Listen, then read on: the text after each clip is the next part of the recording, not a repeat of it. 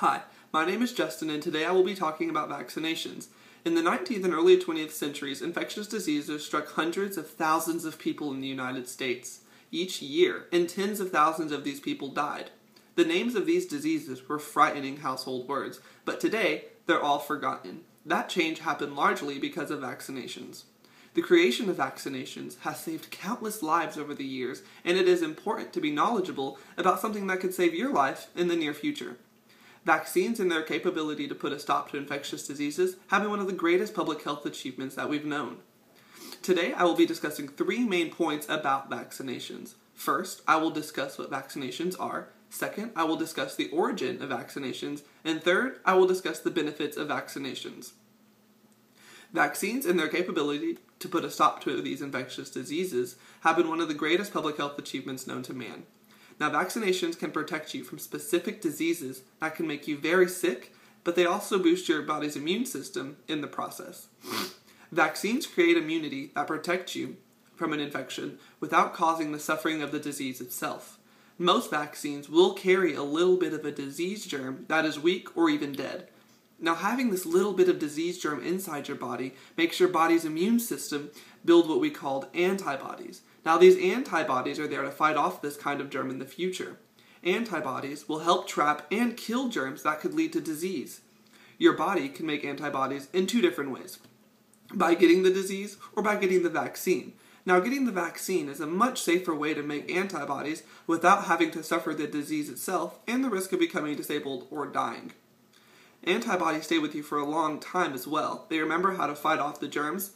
If the real germ that causes the disease enters your body in the future, your defense system already knows how to fight it off and is well prepared. Now that I've discussed what vaccinations are, I will discuss where vaccinations originated from. For many centuries, smallpox devastated mankind. In modern times, we don't actually have to worry about that happening to us because of the remarkable work of Edward Jennings. Edward Jennings was a doctor living in Berkeley, England, who in 1796 performed the first vaccination. Taking pus from a cowpox lesion from a milkmaid, Jenner inoculated an 8-year-old boy, James Phipps. He studied James Phipps closely for the next 2 weeks and saw that the boy was unaffected by the cowpox, but also grew an immunity to smallpox in the process. After 12 more similar experiments, Jenner published a classical text in the Annuals of Medicine called Inquiry into the Cause and Effects of the Varroa Vaccine. His assertion throughout this book was that the cowpox protects humans from smallpox if given in small increments and in a vaccination-type form. Now that we have discussed the history of vaccinations, I will discuss the benefits of actually getting vaccinations. Across the globe, vaccinations have been saving countless lives. Once your immune system is trained to resist a disease, you are said to be immune. Before vaccines, the only way to become immune to a disease was to actually get it, and with luck, survive it. This is called naturally acquired immunity. According to the NIH, with naturally acquired immunity, you suffer the symptoms of the disease and also risk the complications, which can be quite serious or even deadly.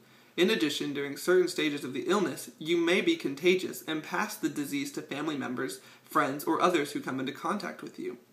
Vaccines, which provide artificially acquired immunity, are an easier and less risky way to become immune. Vaccines can prevent a disease from occurring in the first place rather than attempt to cure after the fact.